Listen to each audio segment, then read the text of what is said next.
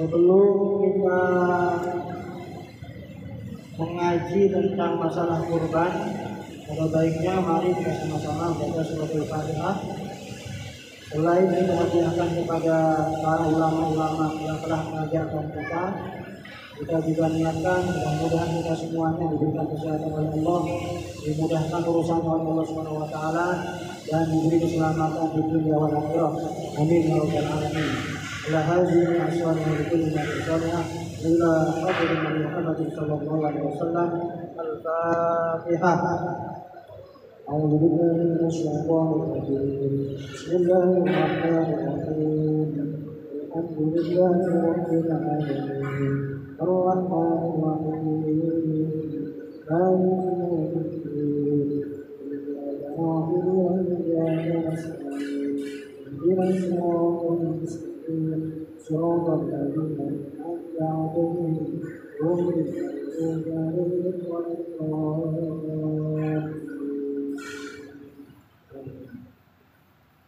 Baik ibu-ibu yang dirahmati Allah Subhanahu wa taala, pada pagi hari ini kita akan membahas tentang tema kurban sebagaimana yang diamanahkan oleh panitia. Yang perlu kita ketahui ibu-ibu sekalian, bahwa saya nggak tahu apakah ibu-ibu ini merasa apa tidak, bahwa sekarang ini kita berada di bulan yang dimuliakan oleh Allah Subhanahu wa taala. Yang kita tahu, ibu-ibu juga mungkin yang dipahami, bulan yang mulia ini cuma bulan Ramadan saja, ya Bu ya.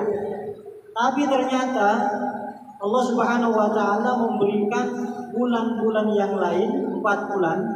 Salah satunya yang sekarang kita berada di dalamnya, bulan Dzulqa'dah ini, kemudian bulan Dzulhijjah setelah ini, kemudian bulan Muharram, kemudian bulan Rajab. Itu semuanya bulan-bulan yang dimuliakan oleh Allah Subhanahu wa taala.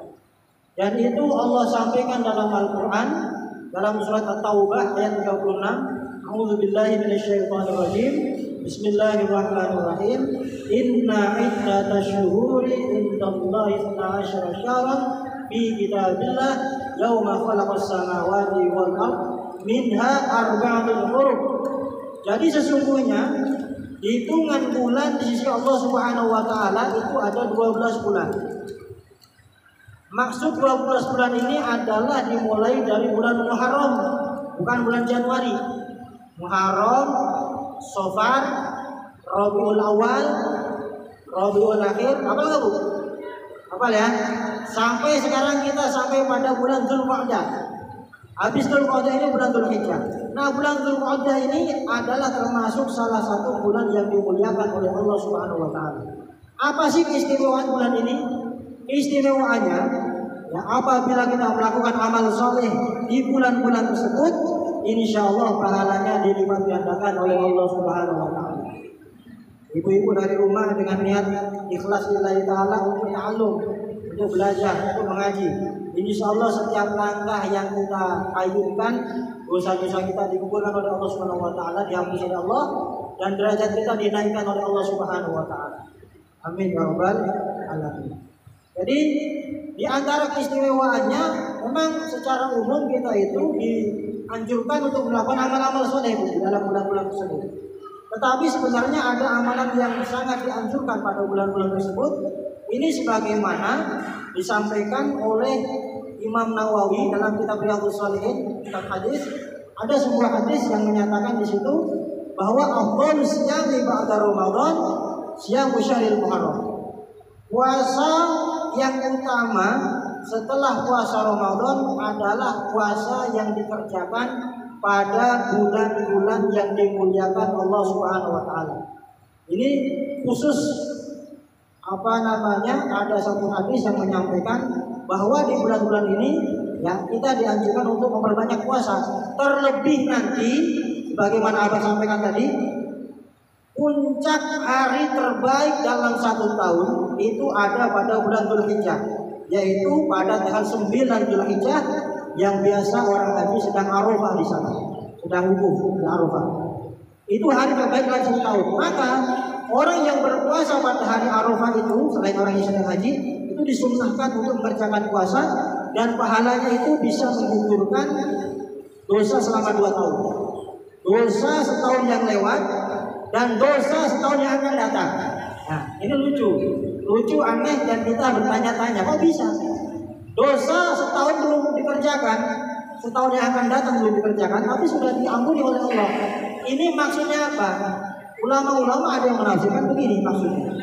Kalau yang diampunkan itu yang sudah dikerjakan setahun yang lewat, itu maklum lah, kita paham. Tapi kalau 1 tahun belum dikerjakan tapi sudah diampuni oleh Allah, ini bagaimana?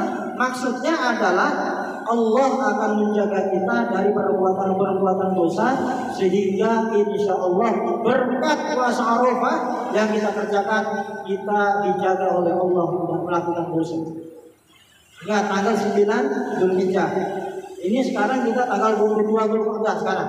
Sekarang ini tanggal 22 Zulhijjah. Saya nggak tahu ibu-ibu tahu lah maksudnya. Yang dihafal biasanya cuma tanggal nasional aja, ya kan? Kalau nasional saya yakin hafal semua. Hafal berapa di sini? 11 hafal semua. Tapi kalau saya tanya sekarang bulan apa? Tanggal berapa? Nah, tanggal 22 sekarang. 22 Zulhijjah. Tinggal beberapa hari lagi.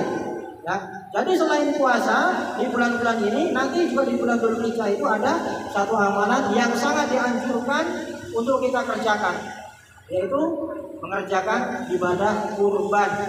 Nanti akan kita lihat bagaimana hukum kurban ini menurut para ulama mazhab. Menurut mazhab Hanafi seperti apa? Menurut mazhab Maliki seperti apa? Menurut mazhab Syafi'i seperti apa? Menurut mazhab Hambali seperti apa? Ya, paling tidak kita tahulah. Jangan sampai kita ini sering kurban atau pernah kurban tapi tidak tahu hukumnya seperti apa. Jangan sampai kita terbalik-balik. Maka inilah pentingnya kita ngaji. Maka kita ini, saya sodorkan di sini ada kitab yang kita baca untuk referensi, supaya bicaranya tidak ngelantur, tidak ngawur, dan tidak kemana-mana. Itu. Baik ibu-ibu, ya. Sekarang kita langsung menuju ke materi saja. Bismillahirrahmanirrahim. Al-Udhiyah. Kurban itu apa sih maksudnya?